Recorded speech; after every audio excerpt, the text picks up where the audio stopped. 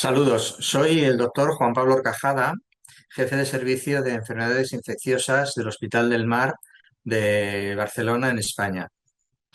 Y hoy vamos a hablar el título de la charla es Optimizar la farmacocinética y farmacodinámica de los antibióticos en la era de la multiresistencia. ¿Qué sabemos hoy? Estos son mis posibles conflictos de interés y para entender la charla mejor vamos a repasar una serie de conceptos básicos de farmacocinética y farmacodinámica. En esta gráfica podemos ver en el eje vertical la concentración de un antibiótico y en el horizontal el tiempo. Todos sabemos que una vez que se administra un antibiótico se produce un pico a nivel sérico y después se produce una eliminación del antibiótico por diferentes vías, ya sea metabolismo, ya sea por eliminación.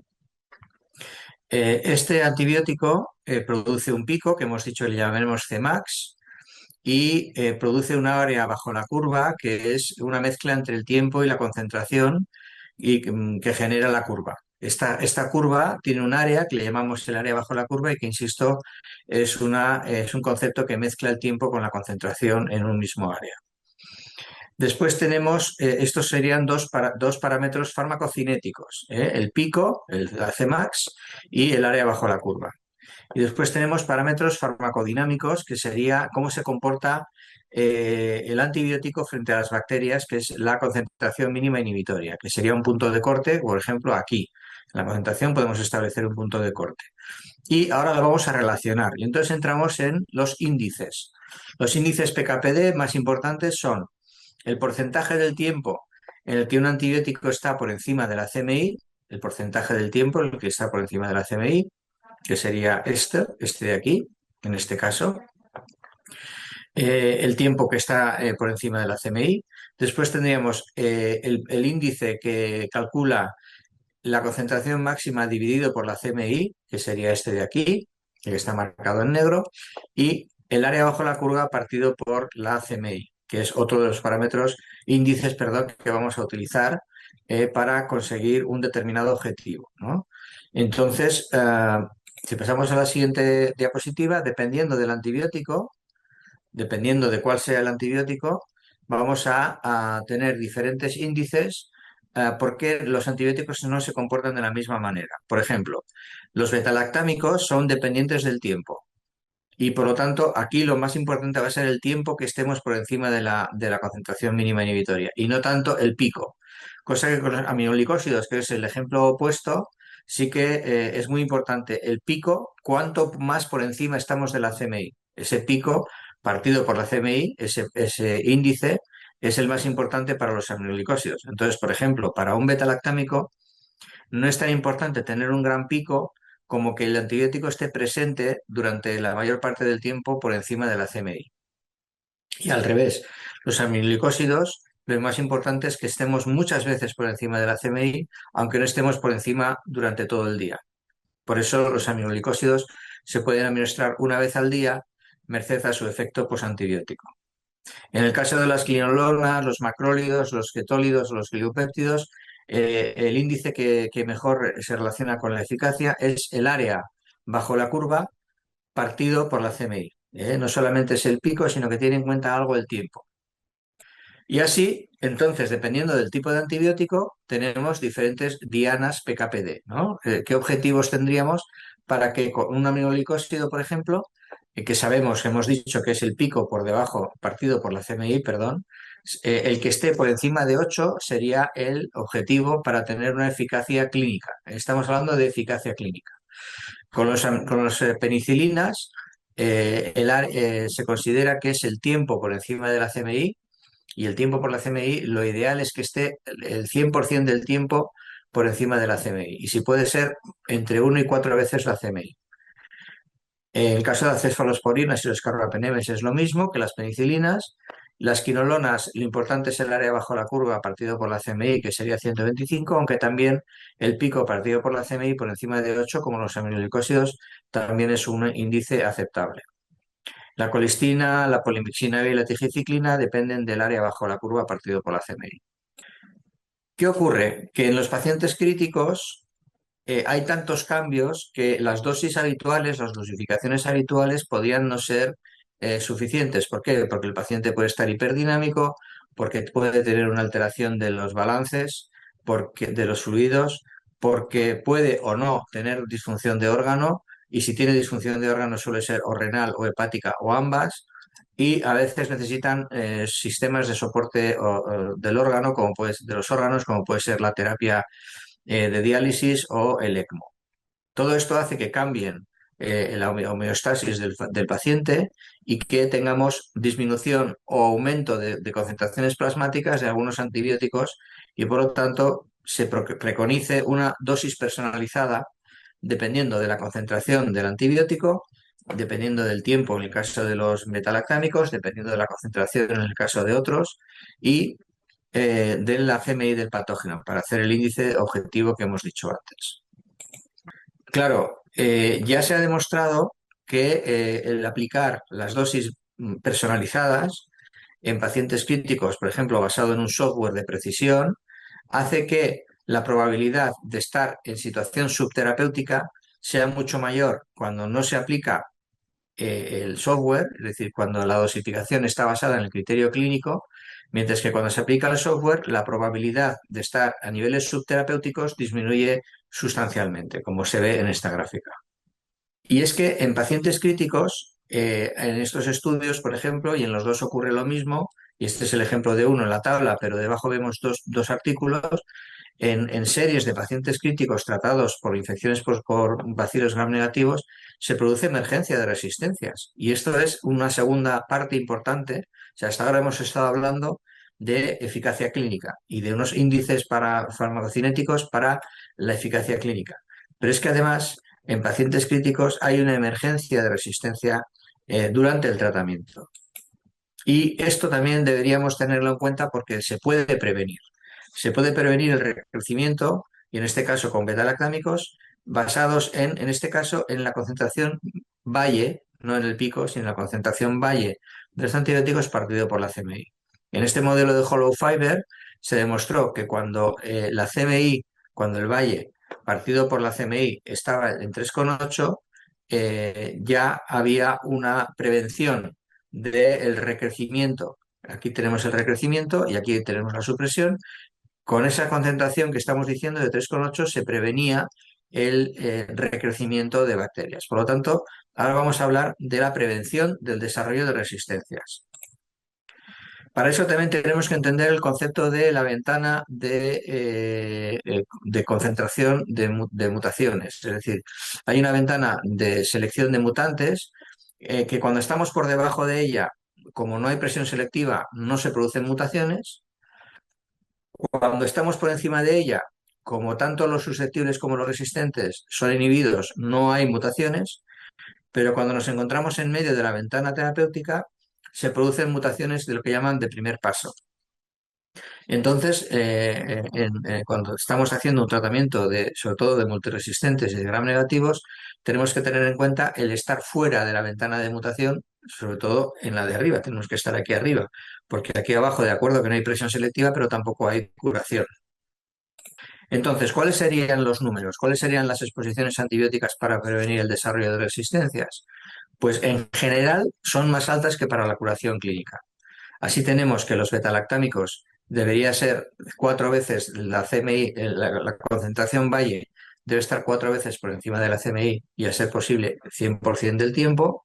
Los aminoglicósidos, en la Cmax partido por la CMI sería de 20, las quinolonas, el área bajo la curva entre 300 y 1400 partido por la CMI, etcétera, etcétera.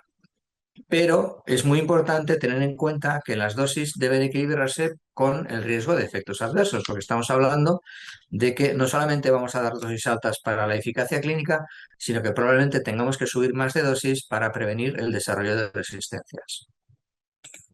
En el caso de las infecciones por bacilos gram negativos multiresistentes, y ya lo vamos a repetir más veces, es que en el caso de los betalactámicos, para la eficacia, con estar por encima del 50 y el 100%, entre el 50 y el 100% del tiempo por encima de la CMI, es suficiente para la eficacia. Sin embargo, para suprimir la resistencia necesitamos estar entre 1 y 8 veces por encima de la CMI. Hemos dicho antes que 4 sería lo ideal, o la mitad, digamos. Entonces, ¿qué es lo que influye en estos índices? Pues la especie bacteriana, por lo tanto, la CMI. Depende del inóculo bacteriano. No es lo mismo tratar una neumonía con un empiema que tratar una pielonefritis aguda, y la duración de la exposición. Y entonces entramos en otro concepto que es el PTA o el Probability of Target Attainment, que es la probabilidad de alcanzar el objetivo, que es la exposición plasmática de un antibiótico requerida para la eficacia expresada en relación con la CMI de un patógeno. Es un concepto muy parecido a lo que hemos estado hablando hasta ahora. Y aquí tenemos un ejemplo, en el caso del shock séptico, de un paciente tratado, o un paciente, perdón, de pacientes tratados dependiendo de la CMI con diferentes antibióticos, ¿de acuerdo? Estos son datos clínicos de pacientes tratados con meropenem, cuya bacteria tenía una CMI, en este caso, de 2. La concentración objetivo, hemos dicho que tendría que ser, en este caso tendría que ser de 8, porque es 4 veces la CMI, 2 partido por 8, perdón, 8 partido por 2 serían 4, y solamente tendríamos eficacia en el 75% si utilizáramos meropenem, mientras que si utilizamos ceftazidima tenemos una eficacia del 100% en este caso. ¿Por qué? Porque volvemos a insistir en el tema de la CMI. Dependiendo de la CMI y del objetivo de concentración, aunque vamos a poner un ejemplo más fácil de entender, si tenemos una CMI de 32, el objetivo es 128.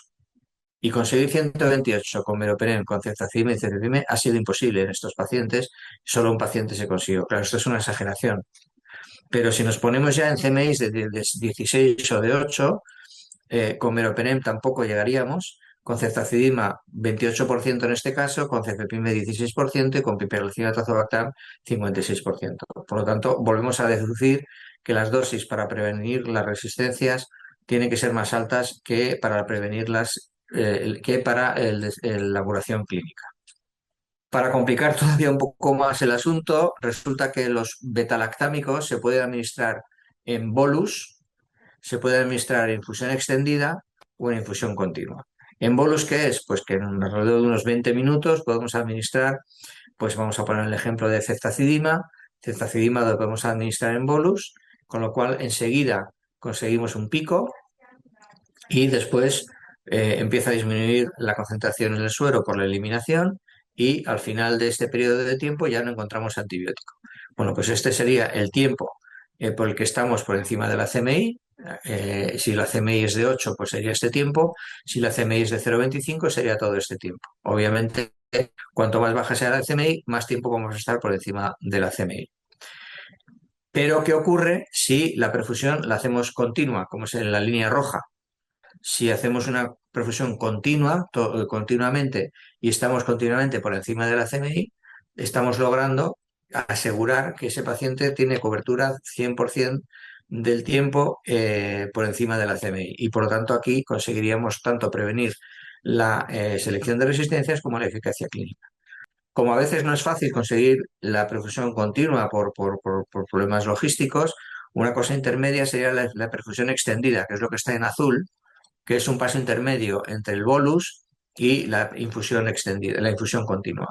Aquí lo que conseguimos es que el tiempo que estamos por encima de la CMI sea bastante más alto que el tiempo que estamos por la CMI en el caso de la perfusión en bolus.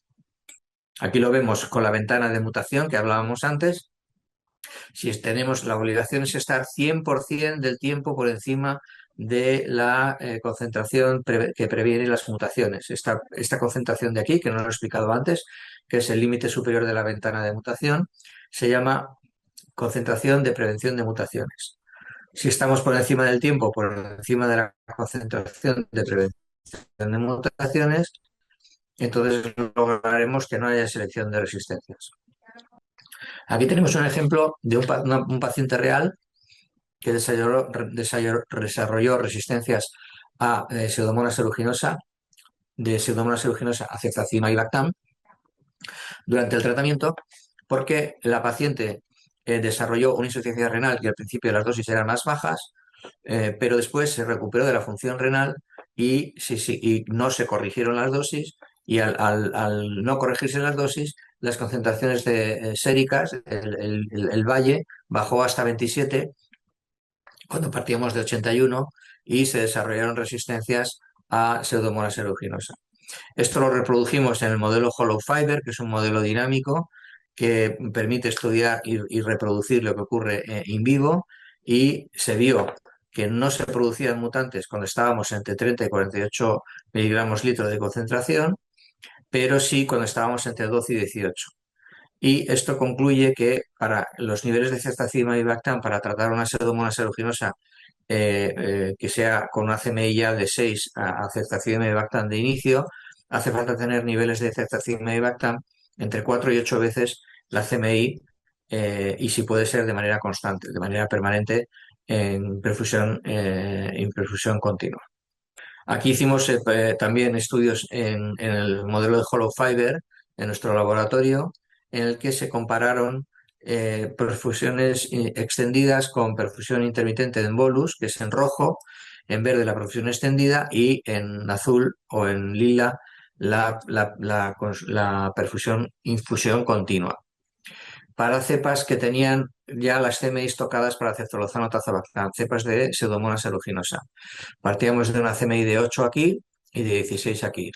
Y en ambos casos fue la perfusión continua la que superó su efecto antibacteriano en comparación con la perfusión extendida y los bolus intermitentes. Si lo mismo partimos de una CSS más baja, si la CSS o el nivel valle es bajo, es más fácil que se produzca un rebrote de cepas multiresistentes, mientras que si conseguimos un valle más bajo, más alto, perdón, de 45 en este caso, todas las cepas que están aquí abajo acumuladas en el eje horizontal se mantuvieron sin recrecimiento. Esto, hasta ahora hemos hablado de los betalactámicos. ¿Qué ocurre con las quinolonas? Las quinolonas, los índices que están más correlacionados con la eficacia son dos: el pico partido por la CMI o el área bajo la curva partido por la CMI.